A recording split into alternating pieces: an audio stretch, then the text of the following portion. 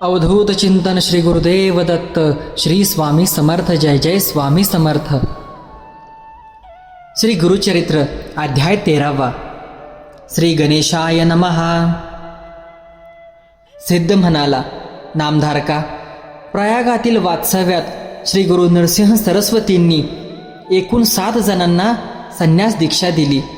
माधव सरस्वती, बाळ सरस्वती, कृष्ण सरस्वती, उपेंद्र सरस्वती, सदानंद सरस्वती, ज्ञानज्योती सरस्वती आणि सिद्ध ही त्यांची नावे आहेत। त्यानंतर ते शिष्यांसमवेत बद्रिक आश्रमास गेले। तेथून दक्षिण यात्रेस निघाले। फिरत फिरत ते आपल्या जन्मगावी कारंजास आले। आपल्या आईवडिलांना व भावंडांना भेटले। त्यांनी घरोघरी जाऊन पूजेचा स्वीकार केला। माधव आणि अंबा यांनी त्यांना उद्धार करण्याची विनंती केली। श्री गुरु म्हणाले, मी तुमचा पुत्र असून संन्यास घेतला आहे, म्हणून तुम्हाला मोक्ष मिळेल। तुम्ही काशी क्षेत्री देह ठेवाल। ते ऐकून श्री गुरूंचे माता पिता कृतकृत्य झाले। श्री गुरूंची रत्नाई नावाची बहीण होती। तिने संन्यास घेण्याची इच्छा व्यक्त केली। श्री गुरु तिला म्हणाले, तू पतीची सेवा कर, संसार कर। तुला पूर्वजन्मीचे दूषित संचित कर्म अजून भोगायचे आहेत। तुझा पती त्याग करून तापसी होईल। तुला कुष्ठरोग होईल। त्या रोग जर्जर अवस्थेत माझे तुला पुनश्च दर्शन होईल। मग तू गाणगापूर क्षेत्री जा। तेथे भीमा अमरच्या संगमावर पापविनाशी तीर्थात स्नान केल्यावर तू पापमुक्त होशील। त्यानंतर श्री गुरु आपल्या शिष्यांसह त्र्यंबकेश्वरास आले। त्यांनी आपल्या शिष्यांना त्या क्षेत्राचे महात्म्य सांगितले। पूर्वी या ठिकाणी गौतमांसह अनेक ऋषी तपश्चर्या करीत होते। एकदा काही ऋषींच्या मनात गंगा भूलोकी आणल्यास लोकांचे कल्याण होईल असा विचार आला। त्यांनी एक मायावी गाय निर्माण केली। ती गौतमांच्या शेतात शिरून साळीचे पीक खाऊ लागली। तिला घालवून देण्यासाठी गौतमांनी दर्भाची काडी तिच्या दिशेने फिरकावली। अन्य ऋषींच्या मायाशक्तीने तिचे शस्त्रात रूपांतर झाले। त्याच्या आघाताने गाय मरण पावली। या गोहत्येच्या पापनिष्कृतीसाठी ऋषीजनांनी गौतमांना गंगेला भूलोकी आणून तिथं स्नान करण्यास सांगितले।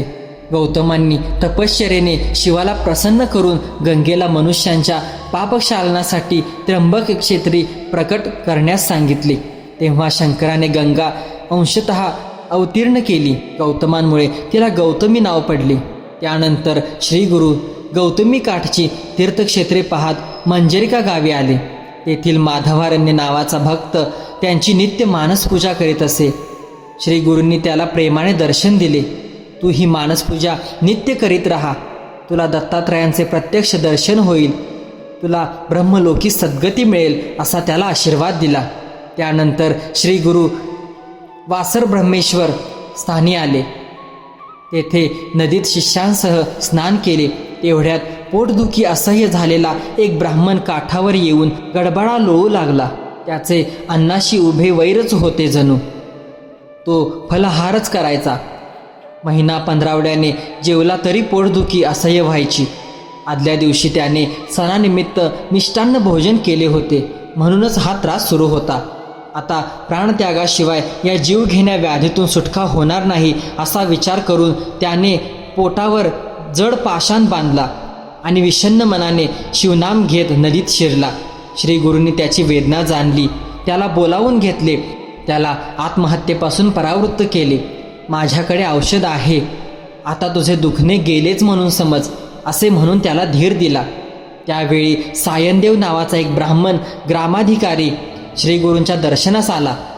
श्री गुरूंनी त्याचे गोत्र, मूळ गाव आदी चौकशी केली व म्हणाले, सायनदेवा, हा ब्राह्मण पोटदुखीने आजारी आहे।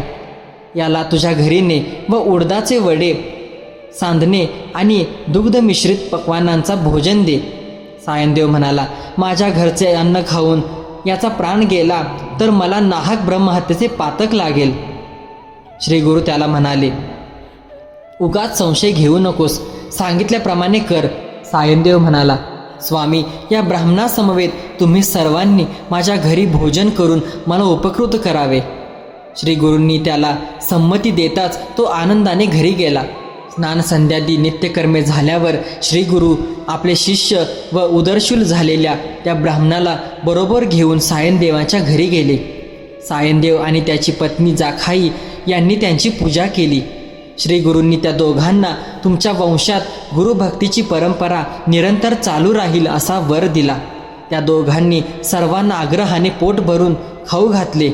श्री गुरूंच्या आज्ञेने ब्राह्मणही मनसोक्त जेवला आणि त्यांच्याच कृपाप्रसादाने पूर्णतः व्याधिमुक्त झाला.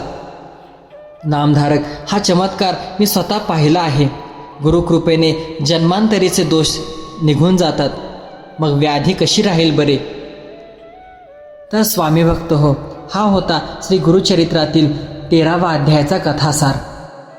असेच प्रत्येक अध्यायाचे मराठी भाषांतरीमध्ये कथासार तुम्हाला आपल्या स्वामी उपासना या चॅनलवरती ऐकायला मिळणार आहे. तरी आपल्या चॅनलला नक्की सबस्क्राईब करा व जास्तीत जास्त शेअर करा. धन्यवाद. अवधूत चिंतन श्री गुरुदेव दत्त.